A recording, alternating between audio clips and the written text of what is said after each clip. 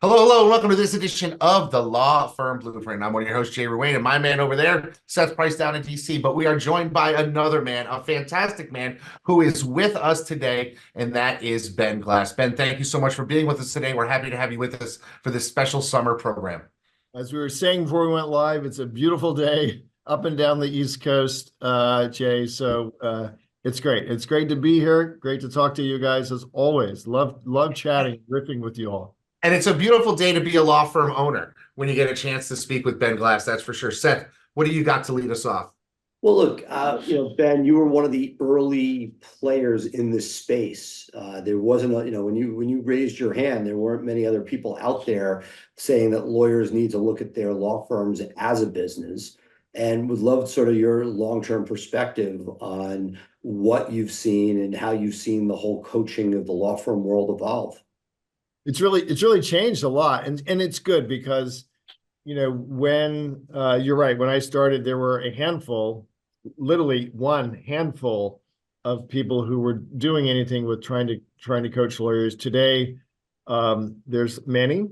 Most of them are friends of mine. Many I don't know because they've just now, I think, discovered the lawyer space and thought it looks kind of cool, so they want to come and coach in the lawyer space. But most of the names that you would know, I mean, we all kind of hang together. We all have a different flavor. We all sort of have a different avatar member that gets attracted to us. And so but it indicates that lawyers have recognized that, yes, there's more to this world than taking a good deposition, doing a good cross-examination, all really important. And we never dismiss those skills. But in order to build a practice that really serves your life and your family, you do have to either acquire yourself business skills or go out on the market and buy it and bring in-house, I think, or outsource to trusted partners. A lot of these business skills, everything from marketing to, hiring and firing and culture and all of that stuff. So we've been in this space so I crossed over 40 years of practicing last October, and 20 years with great legal marketing, really formally coaching, but really hanging out with lawyers who like the philosophy of yeah, darn it, let's build something that's really good for myself and my family first. Let's make it a great place to come to work, guys. And if you solve for those two things, A, for yourself and B, for your team, the clients will be well served. And so that's been our philosophy from day one. As you all know, the principles of this never change. The fundamental principles of human behavior, strategies, tactics, technologies, of course, there's something new every day. Something I was curious to ask you, which is you've been doing this for a long time, and there's a lot of stuff that should be true in theory, right? It works in other businesses, or it's stuff that you sort of profess. But is there any stuff that you brought to the legal space where you've watched it, and while it may be factually right, it didn't really work for lawyers scaling, or it may just be answered differently, stuff that you think would really work, but you feel that the lawyers have not grasped that would really help them had they push forth with that particular direction? Yeah, those are two really big questions. So I don't think that there's any particular strategy, whatever, that won't work. Why is that? Well, we're dealing with human beings, and what we're trying to do is, whether we're speaking to a jury or speaking to a prospective client, we're trying to persuade them that we are the leader, that we're the wise man or woman in the classroom or in the courtroom or in the marketplace. Now, how the things that Ben will choose to do that will be different from the things Seth and Jay choose to do, because you're all going to have your own zone of genius.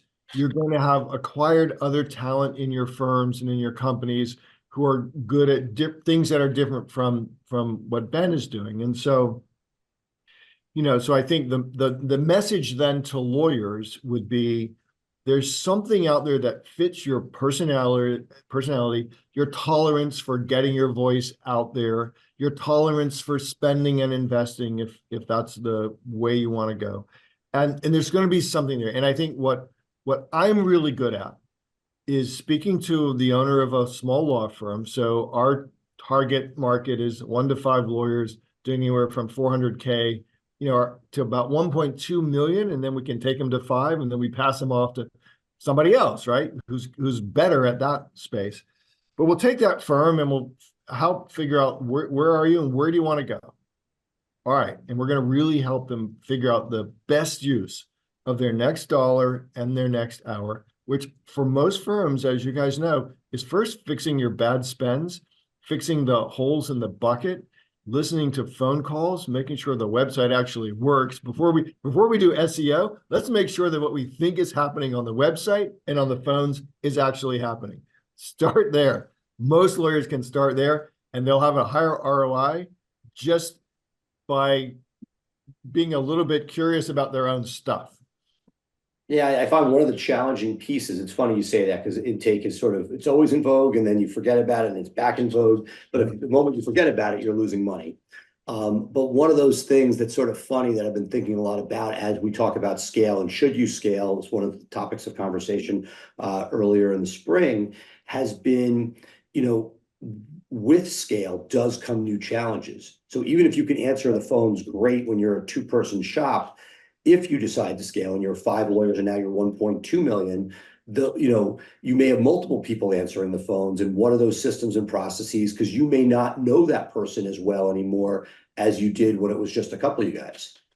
Exactly. And so whenever we're learning something, hey, this is a legal phrase, but whenever we're learning something new, we're going to suck at it for a while, right? So that just is. And because in the small firm market, like we don't, you're going to grow from 1 million to 3 million like once, right? And then you go from 3 to 5 or whatever once. And that's a new skill set that oftentimes, as you all know, like the people that get you to a certain level, they're not going to go with you to the next level. They can't. They have reached their capacity. It's neither good nor bad. It just is, right? And so now we have to acquire new talents. We have to know how to go find them. That gets harder and harder because the good people are oftentimes, very happy where they are. But just understanding that this is a part of entrepreneurship. Like we have chosen to be entrepreneurs versus employees. And with it becomes opportunity for great gains and, in all different realms of your life, but also challenges. Like that's a heavy weight that you bear on your shoulders for you and your family. And at each stage of growth, look, it's just, we know this, we're just solving new problems and we're often not good at that next level. So we have to go out, be part of coaching. We're all part of other people's coaching groups, right? Why? Because there's someone out there who's doing things bigger, better, and faster than the 3 of us are over here. And there's someone else on the left who isn't doing things bigger, better, and faster, but we can help them. That's how the world goes around.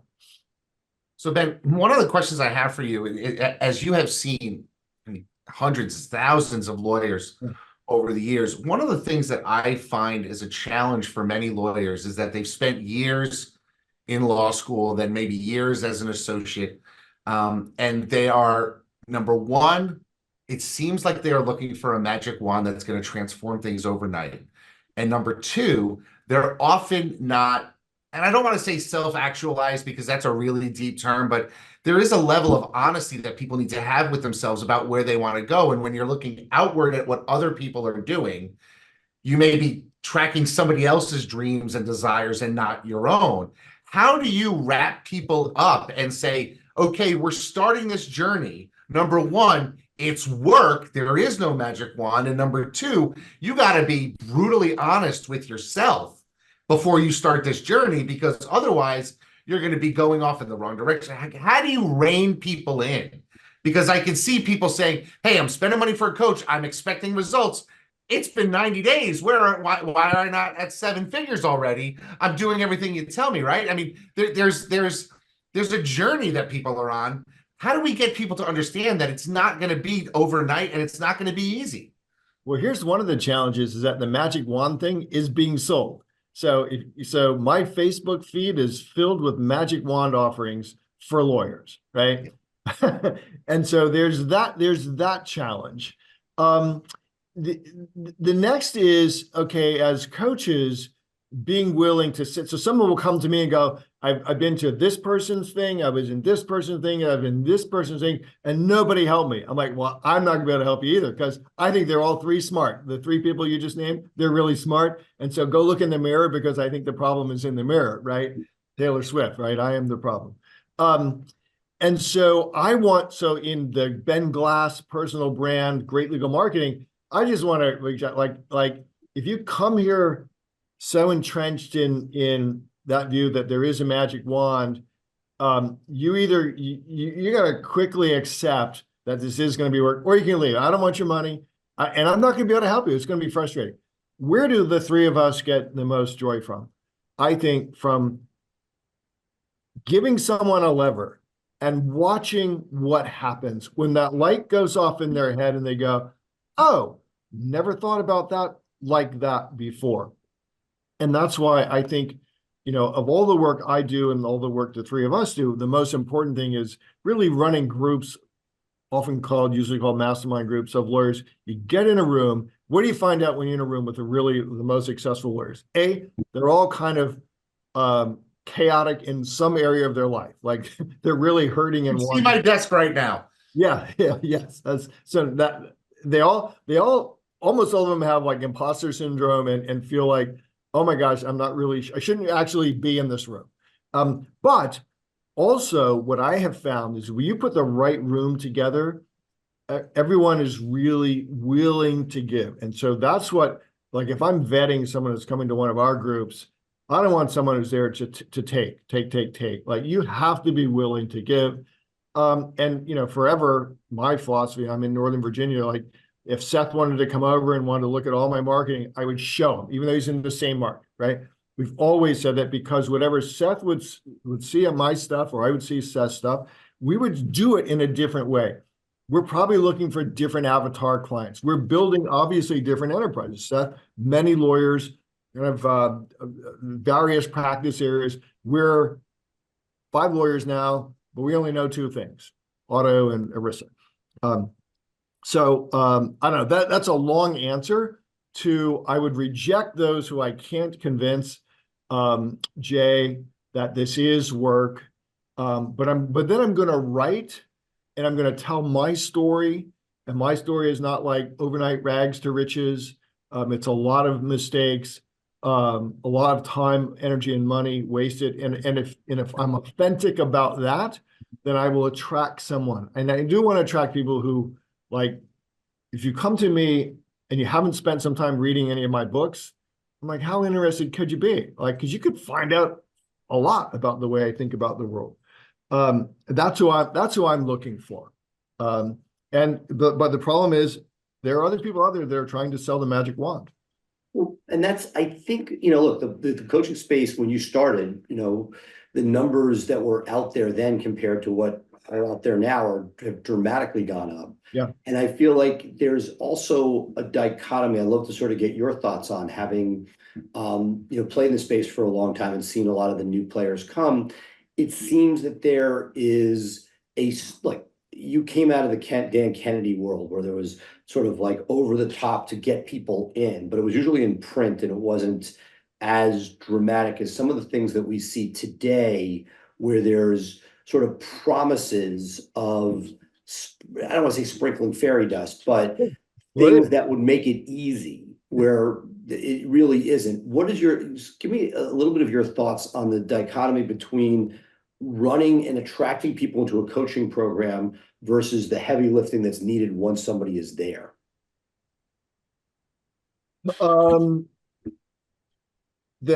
So I don't know that there is a dichotomy. Okay. Let's just do it this way. So there are players in the market who are running programs much bigger and more robust, if you want to say it, than Great Legal Marketing.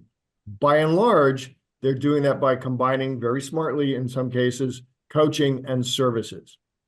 I'll sell you your pay-per-click, I'll do your web, we're going to have coaching, we're going to do video, we're going to have coaching, all that stuff. All very smart players. What I would say is each one of those coach leaders is doing hopefully what he or she believes is best for their own life, and they're not selling BS. I know most of them. I've spoken to all of them. I've been on all of their stages, and they have been on my stages. I think they're all smart people. I think that, it is some of these newer players that just kind of, again, they pop up into legal because they think legal industry has got a lot of money and will go and spend money on it. You're right. I've never wanted to work really hard. So I'm not going to chase. I'm not going to hard sell. I got a great practice. I have a great life. I get to referee and do CrossFit, and I got a bunch of grandkids, right? So my life is really good. But it's not your life. Like, you might want something completely different. So I don't know. I don't know if that answered your question. No, look, I wasn't talking about anything local. I was saying that in general, I'll use this as an example. The late Stephen Fairley. I used to look at his marketing, and it was amazing because he was an early adapter to Facebook marketing. And you would sit there, and it was very compelling Facebook targeting. Now, that's not necessarily going to work for a law firm, right? That somebody says, wow, if he's marketing me, if he could target me, I want to be able to work with this person. And so there's always been sort of a combination of what it takes as a coach to be successful. While there are certain business traits that are going to be the same no matter what, I find that very often that people are picking coaches based on things that once you get there, then the hard work sort of begins as that coach-client relationship.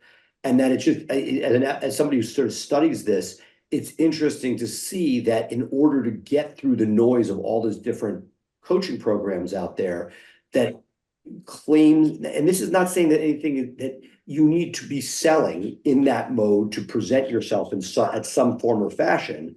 And that is, the thing that I've seen is that nobody wants to hear, if anybody knew what it takes to run a successful firm, what you're going to tell them to do in your class, it's not nothing of what they need to do. And that the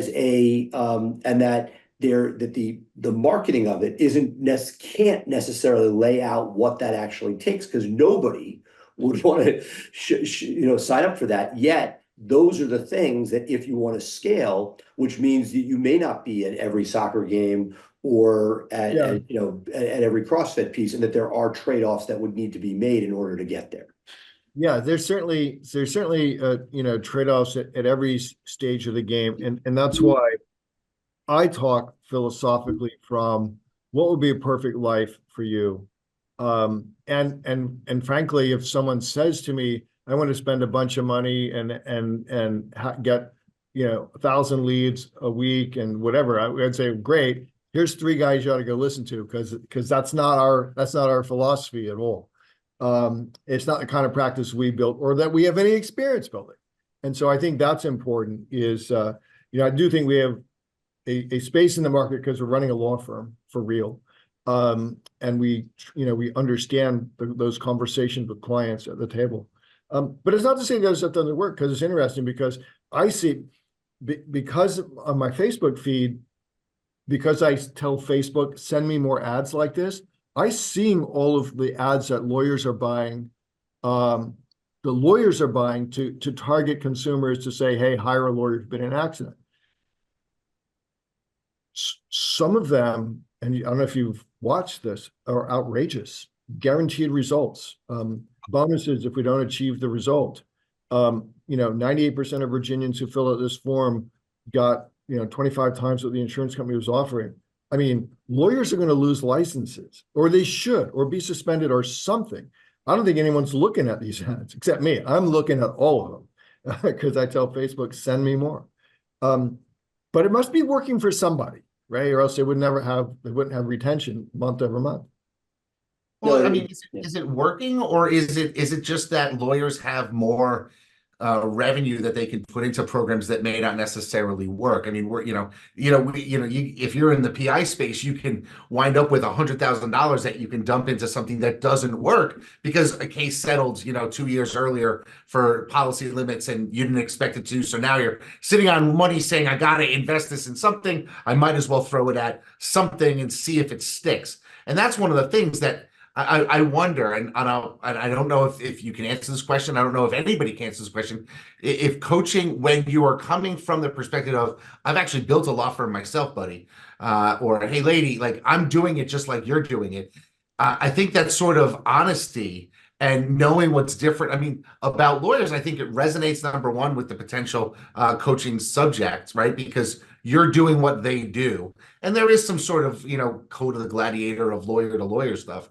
That's somebody who's outside the legal world and is just targeting lawyers because they think it's a place to make money. They didn't suffer through the rule against perpetuities. They haven't done what we have done. And so I think in some respects, maybe you could break it down on the lines of, well, are they a lawyer with experience running a law firm, or are they applying general business principles to the legal space? Because hey, business principles are great, but I can pretty much guarantee, Ben, at some point in your storied career, you took a case because you felt for the client and you said, I'm not going to maximize revenue on this. I may break even when all's said and done, but this person needs an advocate. And I'm that person.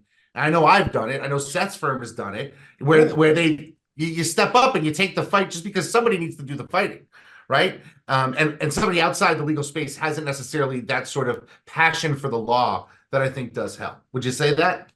So yes, and we still do. Like so one of the benefits of running a firm that's profitable is you're able still today to go, yes, damn it, like yes, I'm going to fight against this insurance company in this case. That's not very big because nobody else will. And actually, then the insurance company doesn't even know what to do with somebody like us.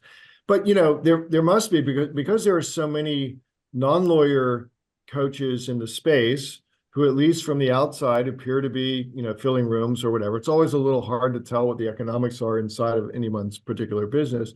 But they must be attractive to somebody, because as famous as the three of us think that we might be, most lawyers in America, believe it or not, never heard of me, never heard of Jay, never heard of Seth. Like that hurts our hearts, right? But I think that's true. And so they get pitched by somebody who's like, I can, we can send you 5 guaranteed retainers, every week, or we'll keep working until, like, they get pitched by that.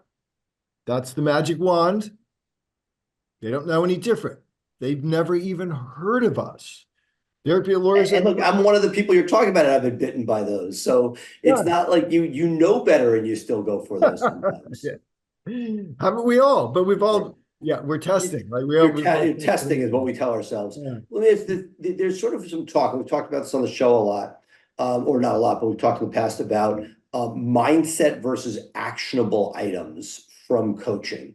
And there are benefits to both, but I'd love to, again, you sort of one of the started this space. How do you sort of do you put them into different buckets? Does it all come together? Like as a coach or advising other coaches, is it one or the other? Do you do both? What are your thoughts on that? I think Robert Ringer, one of his books was "Nothing Happened Until Something Moves," right? So mindset is really important. Like knowing what the journey is going to feel like is important. But until you put something into action, you're just not going to know. So Dan Kennedy and I, in upcoming in August, we're publishing the newest version of No BS Time Management for Entrepreneurs. And I wrote a section in there on making decisions. And I tell the story of how my lovely wife, Sandy, and I are different. I'm like, look, if the wrong answer isn't going to be fatal, let's at least make a decision, put something in action. Maybe it won't work. Maybe it won't be the best vacation place ever. But if it isn't, it's not going to be like life changing.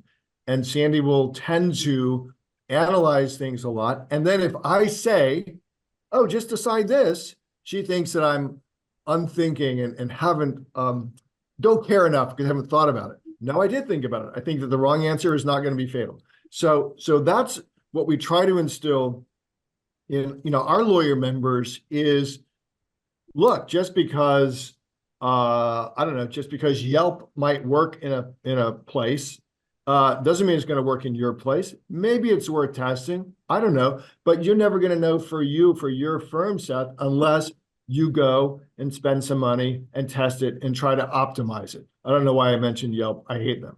But, and it's my personal opinion, just so in case anybody wants to know. But most lawyers are more like Sandy, and they want to analyze things because they only want to swing at the ball if it's a high, hard fastball and they know it's going to go over the fence. But we know that that's not going to happen. And you need reps. You need to at bats so that you can get used to what's a good test. It's my technology set to tell me if that dollar that went out is going to bring dollars back. Maybe that's not perfect yet. And we just never know when we're sitting around thinking about ideas. That's great. And nothing happens. Like nothing happens until you go and you fail. And most of us fail a lot more than we quote succeed. And that's okay. It's all learning. Like we learned so many things in the last 3 years that don't work for us. I've definitely learned a lot more that hasn't worked than what has worked. But I think that's part of the process is just learning something. I want to bring up something that I saw that you did that I've been considering in my next space. And I thought your idea was genius. It mirrors something that another genius friend of mine, Josh Lee, out in Oklahoma, has done when he constructed his office. He built an event space. He built an event space and invited local nonprofits in to use it because that was something that they couldn't get easily locally. You have one where I saw a post on LinkedIn where you had paralegal training, and you were saying this is a recruitment tool, and it's thinking differently. Like you're providing the training, which is a wonderful thing, but then also you can maximize that by seeing who is out there and is unhappy, and opening up the opportunity for them to come into your firm because things are going so well at your firm. How can we encourage people? Is there a message you can send to not only think about the obvious, but think about the secondary and tertiary consequences of your actions? Because that's where you really find gold that nobody else is mining in that area, right? Yeah. So I think, so first of all, like we were uniquely positioned because we're running two businesses. And so having a training space served both businesses. However, there's lots of lawyers who listen to this who are estate planning attorneys who run events and they're paying for hotels. Like you ought to seriously think about anybody who's doing any sort of events for their practice should think about this. But then the life hack is this, and I'm pretty good at that. I'm really good at this, which is if I meet somebody, I'm ultra curious about their business. I'll ask them so as we're recording this, I'm 10 weeks out of bypass surgery. Every nurse, every technician, I ask them about their lives and what are they studying, and ask curious questions. If it's a business owner, like what's your biggest headache? What are you doing to get, and that's how you start to see ideas, I think, guys, that are outside of legal that somebody else is doing. And the normal legal brain says, oh, well, that won't work. I'm a lawyer. And our brain would go to, how could I make that work? Maybe, even though I'm a lawyer. And so things like having the training space, things like running events that aren't related to law, trying to think of some other things that we have. Well, the whole publishing of consumer books, like that Kennedy idea, and I was one of the first to bring that to the market. And then running ads for the books, like running ads for the books, not for the services. And ethics rules allow you to say a lot more things about a book than it does about service. So there was all sorts of things there. How do you get someone to do it? I think you have to repeatedly show them stories of how an industry was changed, right? So the fast food service industry was changed because somebody saw a bank teller handing money through a window. Oh, gee, couldn't we hand a hamburger now through a window? Like that's how that part of the industry, the drive up part of fast food, came about, I believe. I've heard that story over and over from different sources. So be curious about other people. Don't talk about yourself. Just interview people. They'll think they have the greatest conversation ever. No one's asking them these questions, and their day will be uplifted. Before Jay wraps this up, I actually have a life experience. There was a guy in my fraternity who rushed. And we rushed a whole bunch of people as sophomores. You get to choose the people for the next year. And we you label them and you put up pictures. The first guy we put up that everybody wanted in was this guy, right? And the guy ends up, becomes pledged and a brother, is the biggest zero I've ever met. So not interesting, so not who we would want in our community. That said, I went back to reflect on how was 70 guys this wrong Right. about somebody? And it's exactly what you said. He shut up, let us talk, laughed at our jokes, and we saw what we wanted in him. Yeah. And I see that so much in business and in life. I mean, Hamilton summed it up with talk less, smile more. But I think that there is so much to this that when we interview, the awkward pause, letting stuff come out, and that when you and that people can get through a lot of life just smiling and nodding. Exactly. And and it's kind of an easy lift to ask questions and then listen to the answer. So Jay, that's one of the ways that you can encourage anybody, whether it's a student or something, someone's going off to college, like this is how you can be successful in college. Like be really curious. And don't just read out of the textbook. Yeah, well, I can tell you that your event space encouraged me to actually build out a full video studio that now my photographer is pitching to local nonprofits. Hey, do you need pictures for your website and stuff? We can do that for you. We'll take a link, and that's able to build our local presence that way. And we need the space anyway, right? And so it's our way of doing something. I love the training space. I definitely want to get into that. But Ben, thank you so much for being with us. This has really been illuminating. Folks, I don't know if you're out there, but we went from Taylor Swift and ended it with Alexander Hamilton. And we are a bunch of, dare I say, older white dudes. And yeah, we are talking about Swiftie and Alexander Hamilton. And so I like to say this certainly ran the gamut, but thank you so much for being with us today, Ben. Folks, that's going to do it for us on this edition of the Law Firm Blueprint. Of course, you can catch us every week live, 3 p.m. Eastern, 12 p.m. Pacific in our Facebook group, but you can always take us on the go by downloading the Law Firm Blueprint podcast wherever you get your podcasts, especially now that Google Podcast is done. I guess it's YouTube podcasts. Everything's changing in the world of podcasts, but that's just the way it goes. Seth, any final words? No, I hope everybody enjoyed it, and we'll see you guys next time. We'll see you next time. Ben, thank you so much for being with us. Jay, you have me on. All right, guys. Bye for now.